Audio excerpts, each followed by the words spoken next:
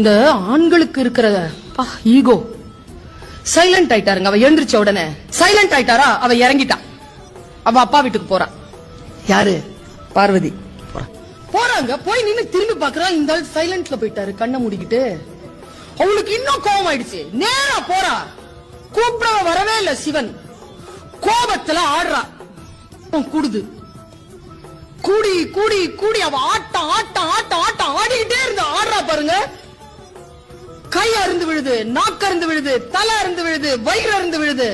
அவ ஆடி ஆடி ஆடி உடம்பெல்லாம் அருந்து விழ சூட்சமாவா ஆடிட்டு இருக்கான். இப்ப வெடிச்சா அண்ட பிரபஞ்சம் எல்லாம் வெடிச்சிரும். உடனே சிவகணங்கள் வந்து சிவன் கிட்ட சொன்னாங்க, யோ உன் பொண்டாட்டி அங்க ஆடிட்டு இருக்கா, உலகமே அழிய போகுது, நீ கம்முன்னு உட்கார்ந்து இருக்கிற, போ போய் பாரு.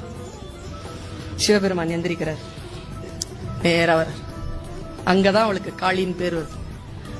சக்தி அப்படின்றார். அவ திரும்பி அங்க பாக்குறா, ஆடிக்கிட்டு இருக்கா. உச்சம் ஆட்டம். காளி அப்படின்னு. இன்னைக்கு என்னடி வேணும்? இந்த உலகம் உன்னை மதிக்கணும், அப்படிதானே?